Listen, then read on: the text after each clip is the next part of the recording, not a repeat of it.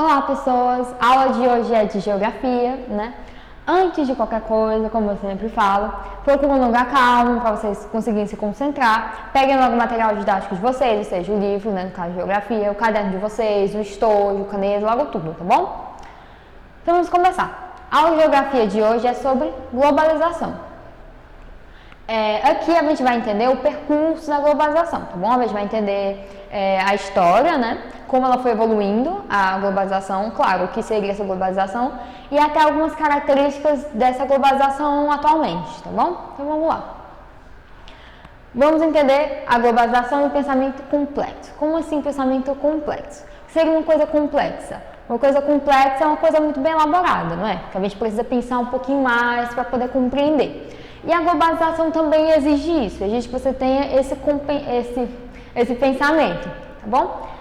O que a gente precisa entender? A gente tem que entender que os fatos que ocorrem no mundo são interligados, ou seja, uma coisa tem relação com a outra, tá? Principalmente na situação atual, né? No contexto atual. Uma coisa que acontece, ela vai interferir na outra. Mas como assim como a gente pode definir a globalização? Vou pegar essa definição aqui, porque aqui tem no livro de vocês, tá bom? Mas há várias definições, tá? Então, não se atentem tanto com qual palavra certa, tá bom? É mais vocês entenderem o conceito. Conjunto de transformações no âmbito político, social e econômico que encurtou a distância entre os países. Vamos lá. Vamos entender isso. O que é a globalização? O que é algo global? Quando eu falo algo global, algo chegou ao nível global. A gente dá o global da ideia de quê? Da ideia do globo, né? O globo inteiro, ou seja, o mundo inteiro. Quando eu falo globalização, eu quero dizer que o mundo inteiro está interligado, ou seja, o mundo inteiro ele é algo único, algo unificado no caso, né? Ou seja, tanto as características políticas, sociais e econômicas, elas vão ser afetadas por essa globalização. Logo, né, haverão transformações, tá? Não só, por exemplo, nos Estados Unidos, como, por exemplo, no Brasil, como, por exemplo, na Austrália. Ou seja, lugares diferentes do globo, que antes eles estavam um tanto isolados, né? Antes eles tinham essa diferença, né? Que é causada até por essa distância geográfica. Agora não, agora é como se as coisas não tivessem mais essa distância geográfica. Um exemplo disso é a internet. Você pode um dia conversar com uma pessoa da Alemanha, uma pessoa do Japão. E antes isso não era possível por conta dessa distância geográfica. Ou seja, a globalização, né, esse processo de globalização, ele surgiu para atender o capitalismo. Ou seja, países desenvolvidos precisavam de novos mercados. Então vamos entender. Para que houvesse um processo unificatório, né? Pensem que lindo, né? Todo mundo unificado, literalmente, o globo, né? Isso, na verdade, foi uma demanda. Como assim? A gente vai ver melhor na história. Teve um momento que os países desenvolvidos, eles precisavam de novos mercados, ou seja, eles precisam de consumidores. Eu estou produzindo esse produto aqui, eu preciso de alguém para comprar ele, né? Ou seja, eu preciso de um mercado.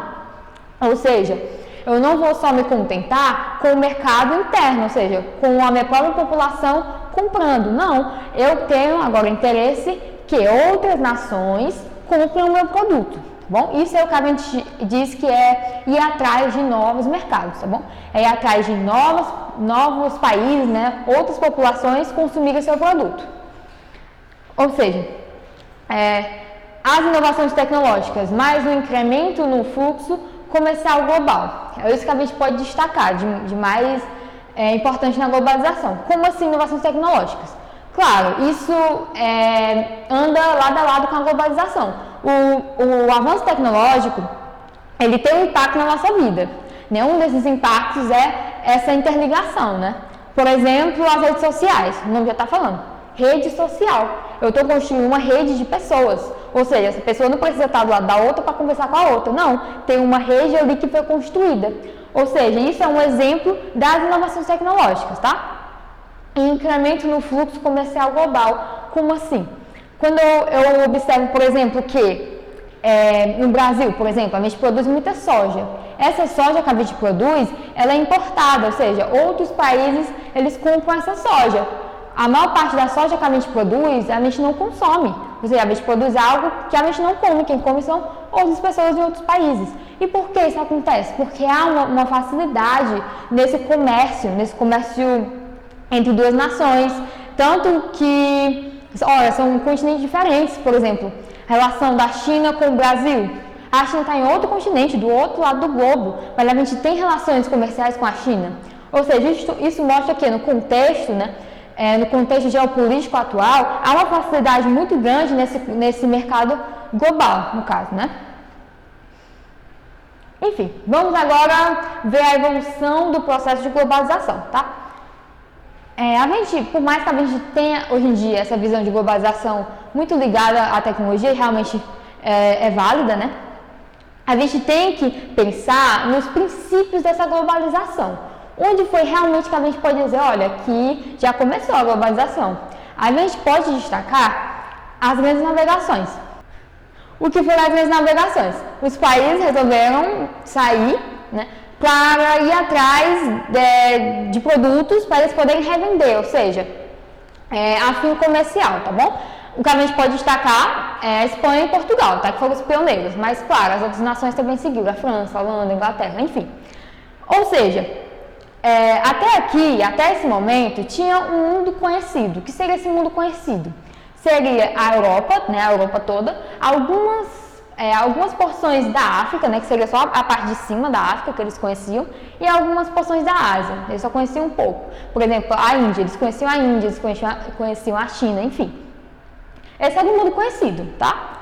Beleza. Quando acontecem as grandes navegações, acontece uma mudança, até mesmo na visão que eles tinham do globo. Vocês olharam o mapa antigo parece que é um recorte, porque para eles era o mundo, aquele era o mundo deles. Quando eles viajam pelo mar e encontram outra terra, ele pensa, nossa, então quer dizer que existe um mundo além do que eu conhecia? Ou seja, as grandes navegações, ela causa um rompimento nesse mundo conhecido. Ou seja, a partir daqui a gente pode dizer que começou uma globalização. Por quê? Porque de repente eles estão interligando.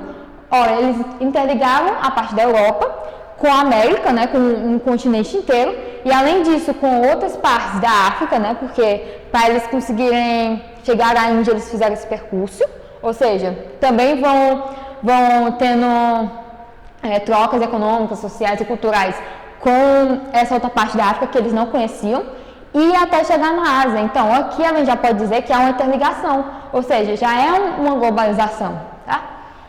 Enfim, a gente pode citar que no espaço mundial, já o mundo conhecido deles, já no começo do século seguinte, né, já muda, continua sendo na Europa, né, a Ásia, eles já vão conhecer toda a Ásia, e algumas porções, né, no caso as que restavam, né, da África e da América. Então aqui já há uma ampliação, né, desse mundo, apesar deles não conhecer ainda o globo como a gente conhece hoje, por exemplo a Oceania, né, Austrália, Nova Zelândia, aquelas ilhas da Oceania, eles não tinham ideia, tanto é que foi chamada de Novíssimo Mundo, o Antigo Mundo, né, que é esse mundo conhecido, o Novo Mundo, que seria a América, e Novíssimo Mundo, que eles vão conhecer bem depois, que seria a Oceania. Mas aqui a gente já tem uma ampliação, ou seja, já é um processo de globalização. Enfim, o que a gente também pode citar? Como eu estava falando, né, eles tinham interesses comerciais, ou seja, naquela época tinha um modelo econômico chamado de mercantilismo. Como assim mercantilismo? Esse mercantilismo se baseava principalmente no acúmulo de capital. Ou seja, quanto mais eu juntar é melhor, mais eu vou enriquecer a minha nação. Inclusive, eles acumulavam ouro. Por quê? Naquela época, o que valia mais era o ouro, tá? Mais do que qualquer moeda, enfim. Então, o interesse deles era de acumular ouro mesmo. E metais preciosos, tá? Então, por exemplo, quando a Espanha chegou na América, né? A América que hoje a gente chama de América Central, e eles encontraram muito ouro nas terras. Claro que eles aumentaram as navegações para lá, porque eles pensavam, olha, tem ouro, meu objetivo é o quê? Acumular ouro, e eu achei uma fonte de ouro, claro que eu vou ficar aqui. É por isso que, quando a gente até fala do Tratado de Tordesilhas, que a divisão de Portugal, Espanha, e Portugal foi tomando o território dos espanhóis, a gente pensa, porque a Espanha deixou? A Espanha não tinha interesse. Enquanto Portugal estava invadindo o território deles, eles estavam pegando ouro. Então, para eles, tanto faz, né, o território brasileiro, que não encontraram nada aqui de cara, né? Então, por isso que eles não se importaram tanto. Mas a gente pode notar que houve aí esse interesse, né? Beleza. O imperialismo também, ele expandiu esse processo de globalização que já havia começado nas grandes navegações. Ou seja, depois desse período das grandes navegações, que houve a colonização da América, enfim, houve um período de imperialismo, né, que a gente pode lembrar. Esse imperialismo seria uma espécie de novo colonialismo, né, tanto é que é chamado de neocolonialismo. A diferença aqui é que não foi na América mais, foi o quê? Foi na África e na Ásia.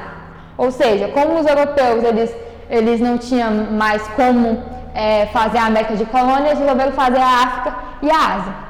Nesse período, houve a expansão desse processo que já tinha começado, porque aqui houve trocas comerciais maiores já com esses dois continentes.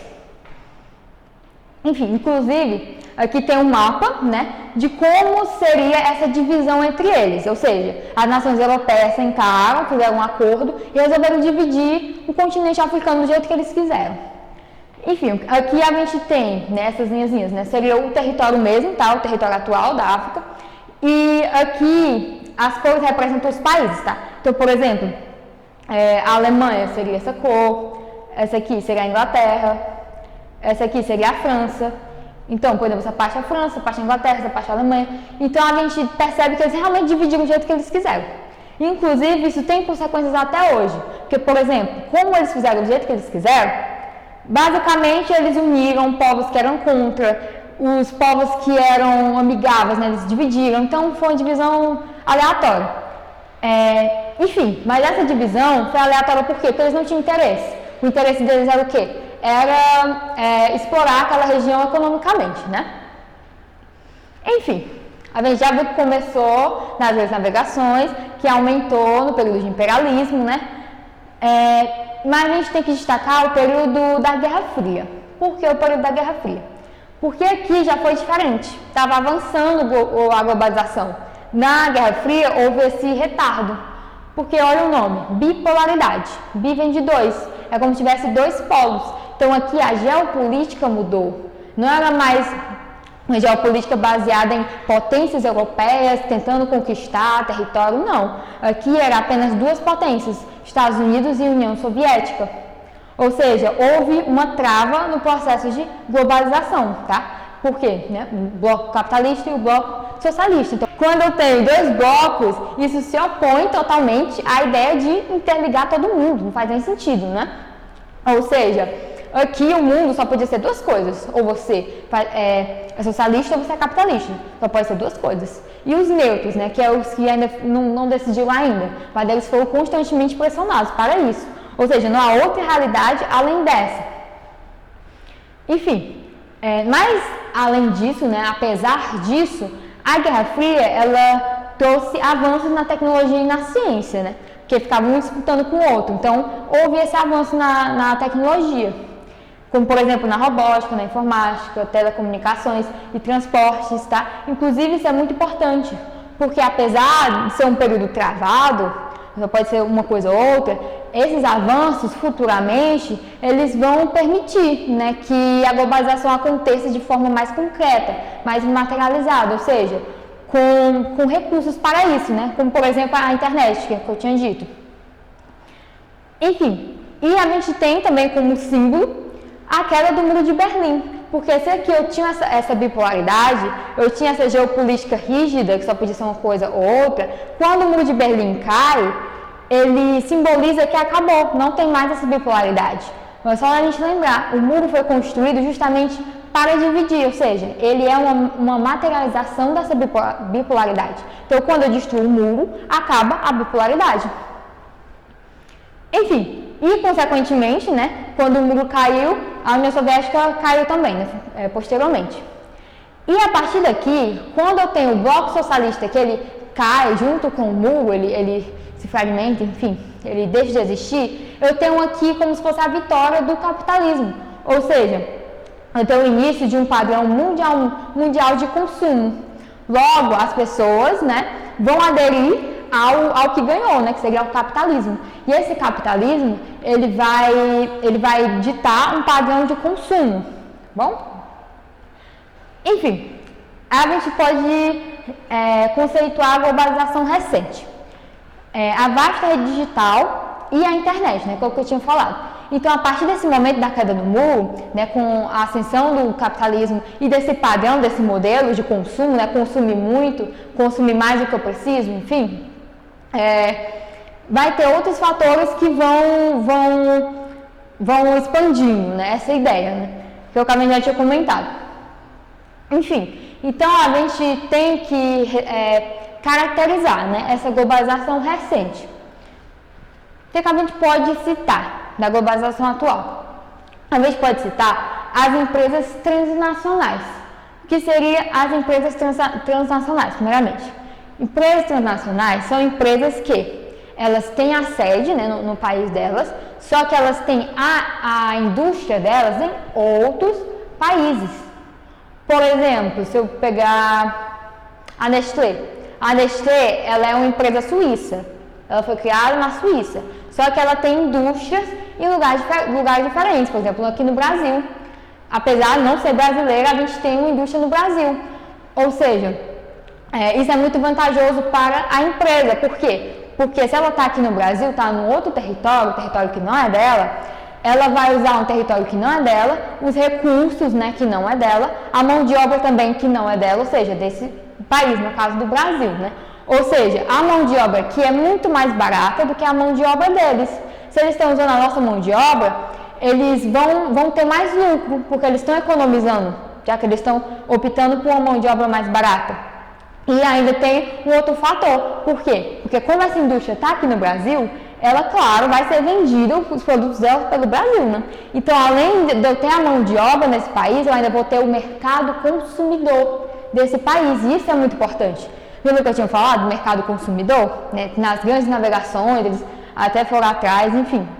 Aqui isso fica mais explícito, só que representado pela figura das transnacionais, tá? Aqui não é mais uma nação, um país, não. Aqui são empresas que elas querem expandir, né, o comércio delas ao ponto de conseguir novos mercados consumidores e também de lucrarem mais, colocando suas indústrias nesses países que a mão de obra é mais barata, tá bom?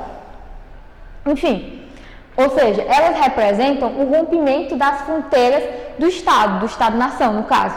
Então, por exemplo, se antigamente uma empresa suíça provavelmente ia ficar na Suíça, né, por essa fronteira territorial do país, agora não, a empresa suíça, o produto dela está vendendo aqui no Brasil, por exemplo.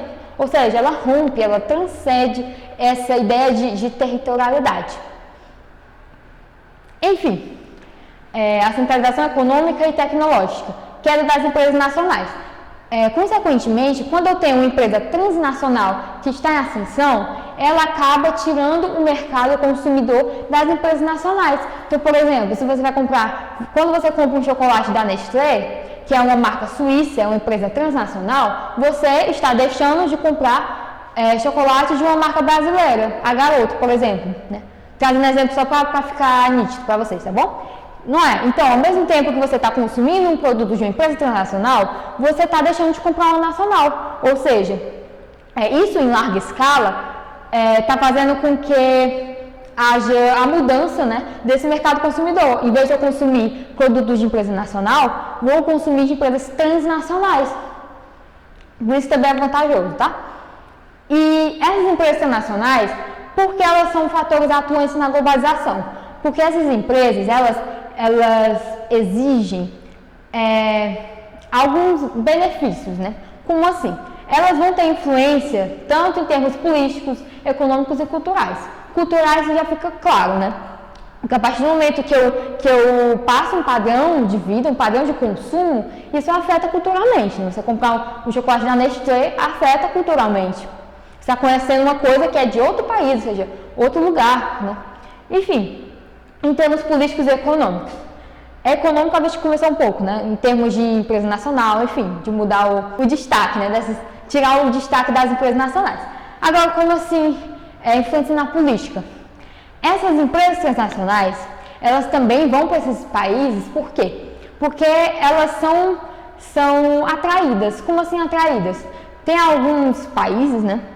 Não só países, tá? Há termos também de estado, de cidade, tá? Enfim, o que acontece? Que há, por exemplo, isenção de impostos, há uma facilitação, né, em termos burocráticos, para chamar a atenção dessa empresa, né? Afinal, porque a empresa vai para esse território? Se eu quero essa empresa, eu tenho que chamar a atenção dela. Então, eu vou facilitar alguns aspectos burocráticos para que essa empresa venha até mim. Essa é a ideia. Ou seja, essas empresas transnacionais, elas têm interesses sim, interesses políticos nesse quesito, né? Interesses que, enfim, a política de maneira geral, tá? Que se facilite a legislação, por exemplo, né? Então, por exemplo, você tem uma empresa que trabalha de alguma forma trabalha com mineração, por exemplo. Essa empresa, você acha que ela tem interesse na legislação do meio ambiente, por exemplo? Então, se pode causar algum problema para a empresa, claro que ela não vai ter tanto interesse. Então, por isso que eu falo que ela tem uma influência política, porque quanto mais a empresa for forte, ela vai ter essa influência de forma clara, nítida para a sociedade ou não, ou de forma implícita, tá? É só lembrar, tá? Se elas saíram do país delas, é porque elas querem uma coisa que facilite para elas. Enfim, outro aspecto que a gente tem que ressaltar é a mídia. Por quê? Porque a mídia ela vai passar a idealização do modelo de vida. Então, se eu tenho um modelo de vida, principalmente de consumo, né, um padrão de consumo, e eu quero que as pessoas tenham esse padrão, a maneira mais fácil é através da mídia. Ou seja, eu vou fazer filmes, por exemplo, que representem isso. Por exemplo, a própria Hollywood, né? Se você pegar os filmes da década de 60, eles tinham todo um estilo de vida. Esse estilo de vida, que ele é representado pelos filmes, por mais que não, claro, não tenha esse objetivo específico, né? Eles estavam fazendo o filme deles, mas isso fica no consciente das pessoas. Então, ao longo do tempo, isso vai modelando o padrão de vida dessas pessoas, tá? Enfim, outra coisa que a gente tem que ressaltar, como eu já tinha falado, são as novas tecnologias de transporte e informação. Informação é a internet, como, por exemplo, né, como eu já tinha falado, a gente entende a importância da internet. Para além disso, a gente tem que falar sobre os meios de transporte. Que, por exemplo, hoje você pode pegar um voo para Paris, para Londres, para Milão. Então, isso facilita, porque se eu quiser, claro, se eu tiver condições, né, eu posso estar em outro país. Então, isso é uma realidade completamente diferente das grandes navegações, por exemplo, que eles demoravam meses, né, para chegar em outro lugar. Então, hoje não, hoje você demora horas para chegar em outro lugar. Ou seja, a superação dessas barreiras, né, essas barreiras geográficas. Enfim, aqui são um exemplo, né, são a logotipo de algumas empresas transnacionais que a gente conhece. Por exemplo, a Coca-Cola, a Microsoft, a Google, né, enfim. Que, assim, pra gente é muito comum, a gente vê em todo lugar, mas que não são daqui. Pra gente ver o impacto que essas transnacionais têm na nossa vida. Enfim, continuando, né, para as características da globalização recente. O que a gente pode citar de característica? A gente pode citar que a substituição do homem pela máquina no processo produtivo. Como assim? Se eu tenho 5 trabalhadores que eles vão fazer algo para mim em 12 horas por dia, beleza. Esses trabalhadores, eles vão ter alguns gastos, né? Vou precisar ter alguns gastos com eles, não só em salário, enfim, entre outras coisas. Agora, se eu tiver a possibilidade de, ao invés de eu ter esses 5 trabalhadores, eu ter uma máquina que faça a mesma coisa para mim, só que mais rápido, e além disso faça mais, né? Por mais que, claro, há um custo de você ter essa máquina, a maioria das empresas, elas preferem o quê? Elas preferem ter essa máquina. Por quê? Porque o custo-benefício vai ser melhor, vai ser maior no caso, né? Por exemplo, se a gente citar os trocadores de ônibus, por exemplo. Trocador de ônibus era um trabalho feito por uma pessoa, um trabalho ali que a pessoa fazia. Só que agora não tem mais trocador, ou seja, há uma máquina, né? A pessoa faz sozinha. Ou seja, aquela máquina, por mais que ela, claro, já estava ali, mas ela representa isso também. Por quê? Agora não tem mais uma pessoa trabalhando. Eu não preciso de uma pessoa trabalhando. A máquina já resolve.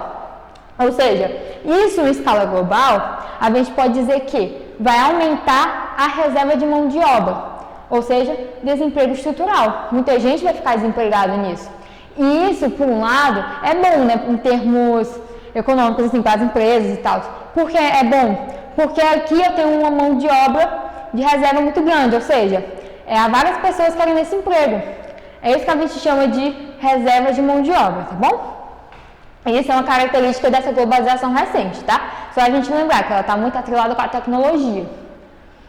Enfim, outra característica é a redução de participação do Estado na economia, ou seja, neoliberalismo. Esse neoliberalismo, ele tem como preceito isso, que o Estado, ele reduza, né, a ideia do Estado mínimo, reduza a sua atuação sobre a sociedade e passa a ser apenas um fiscalizador. Ele vai apenas fiscalizar, para ver se está dando tudo certo. Ou seja, a sociedade vai se redigir por ela mesma, e principalmente pela influência do capital, né, no caso. Enfim, esse seria o conceito, assim, né, do neoliberalismo. E a globalização recente, ela traz o neoliberalismo junto. Ou seja, a ideia da globalização, ela traz essa redução do Estado. Até se a gente for pensar, por exemplo, se antes eu tinha a ideia de nação muito forte, muito definida, por exemplo, nas minhas navegações, Portugal, sei lá, conquistou uma terra, ou seja, toda a nação. Aqui não, aqui eu falei o quê? Empresas transnacionais. Eu não falei a Suíça, eu falei a Nestlé, eu falei a empresa. Ou seja, essa empresa não representa a nação. Não, atualmente não me interessa mais a força dessa nação, não. Ou seja, por aí a gente já percebe que não há essa força do Estado tão forte. A força está mais no próprio capitalismo mesmo, tá?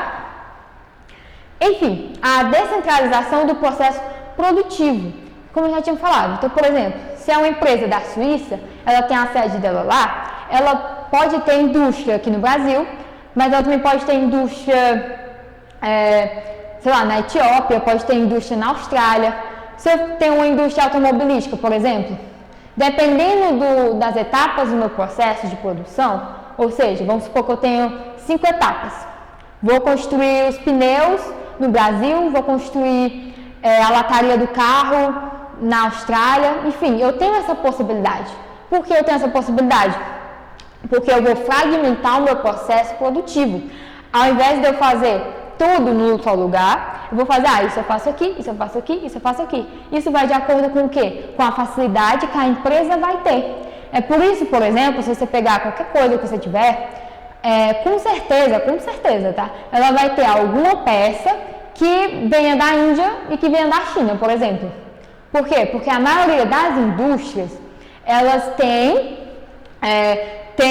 tipo uma base lá, né, nesses dois países, porque esses países são facilitadores, eles facilitam para as empresas virem, tá?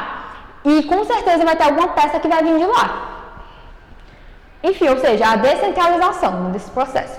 E cada etapa pode ser realizada onde a empresa quiser. E isso, gente, vai ter transtornos sociais. Porque você imagina, por exemplo, sei lá, eu falei da China, né? Por exemplo, se você tem várias empresas indo para a China, por exemplo, porque ela facilita, então lá na China é conhecido por facilitar, né? Beleza, então as empresas vão para lá, as empresas vão para lá. O que a gente tem na China, por exemplo? Então, por exemplo, a realidade desse país, né? Se a gente pegar, ou ele está trabalhando para uma empresa que não é do seu país, ele vai consumir um produto que não é do seu país, enfim. Além do dinheiro em si, né? Ir para outro país, né? Tem um fato mais concreto, né? Porque como isso vai mudar a realidade daquele país. Então, por exemplo, é um país que vai ter indústrias ali. Se você pegar uma cidadezinha, por exemplo, cidadezinha que tinha uma população vivendo naquela realidade, naquele certo padrão de vida, de repente o governo ele facilita para uma transnacional vir. Essa transnacional, quando ela se instala ali, ela vai ter um impacto em tudo, né? Principalmente social, porque de repente você está ali e tem uma indústria. Essa indústria, se ela foi para lá, é porque há uma facilidade, ou seja, ela está influenciando na política daquele lugar. Lembra que a gente falou de legislação, por exemplo, né? Legislação do meio ambiente, legislação do trabalho, por exemplo. Ou seja, ela tem facilitadores para que ela esteja ali. Então, além do impacto espacial mesmo, né, de estar uma indústria ali e vai mudar, vai realocar aquela cidade, tem essas outras questões, né? Porque quem garante que está tudo certinho, né, naquela empresa? O Estado vai garantir? Você acha que o Estado vai fiscalizar? O Estado que facilitou para que essa empresa viesse? Então, esses são impactos que vai ter, né, na sociedade, tá bom? Enfim, eu sei que foi muita coisa. A gente ainda vai trabalhar melhor a globalização em outras aulas, tá? Agora foi só para a gente entender a ideia, para a gente conseguir olhar para o mundo e já entender esse conceito, né? Já ver de uma forma diferente, tá bom? Lembra que eu falei de pensamento complexo? É tipo isso, né? A gente tem que ter muita informação sim para a gente conseguir assimilar, tá bom? Então vamos resolver um exercício, né? Para a gente ver se está dando certo. Um dos temas mais debatidos na geografia humana da atualidade é o da globalização. Sobre esse tema é incorreto, ou seja, o errado, tá? É incorreto afirmar o que segue. Então vamos lá. Item A. Sua origem pode ser identificada no período mercantilista, iniciado aproximadamente no século XV. E aí, será que foi? Será que a globalização foi iniciada mais ou menos no período mercantilista, ou seja, das grandes navegações? Sim, foi, né? Eu tinha falado sobre isso, ou seja, não marca esse, tá bom? A gente está procurando o errado. B. A globalização das comunicações tem sua face mais destacada na rede mundial de computadores, que permite um intenso fluxo de trocas de ideias e informações. E aí, será que está errado? Não, né? Eu já comecei a aula falando disso. Falando, por exemplo, do impacto que a internet tem na nossa vida, do que representa. A internet seria a representação mais perfeita assim, da globalização atual, né? E aqui, que ele colocou como comunicações, né? Para abranger mais. Então, não vamos marcar B. C. A globalização das comunicações, paradoxalmente, diminui a universalização do acesso a meios de comunicação, apesar da inovação tecnológica. Isso se deve à lógica de mercado do sistema capitalista. Então vamos lá, foi muita coisa que ele botou aqui. Primeiro ele colocou que a globalização das comunicações, né, ou seja, vamos botar a internet, tá, para a gente visualizar melhor, tá? Ele botou que a internet, ela está diminuindo o acesso aos meios de comunicação. E colocou também que, apesar, né, de ser uma inovação, mas isso faz parte do modelo capitalista. Como assim? Então quer dizer que o modelo capitalista, ele quer que menos pessoas tenham acesso usem algo que ele mesmo construiu? Não, né? Que tá um pouco confuso, né? Enfim, então por agora esse seria o incorreto, mas vamos só ler o outro para a gente ter a certeza, tá? D. Os efeitos da globalização no mercado de trabalho são evidentes com a criação de modalidades de emprego para países com muita mão de obra barata, voltada à execução de serviços que não exigem essas profissões. Então, o que a gente pode fazer o link aqui, né? Lembra que eu falei das transnacionais, da mão de obra barata? Que ele ia para outro país porque tinha mão de obra barata? Então, é exatamente isso que esse item está falando. Ele falou que a globalização está mudando esse mercado de trabalho. Ou seja, agora a empresa vai atrás dessa mão de obra barata. Ou seja, tá certo, tá bom? Então, a gente marcaria o item C, tá? Como incorreto. Enfim, eu sei que foi muita coisa, muito conteúdo. E acredite em mim, vai aumentar, tá? Mas se houver alguma dúvida, você pausa o vídeo, você volta o vídeo, anota no caderno as dúvidas, as observações, alguns comentários, tá bom?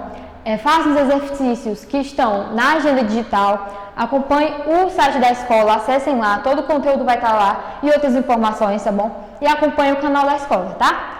Até a próxima aula!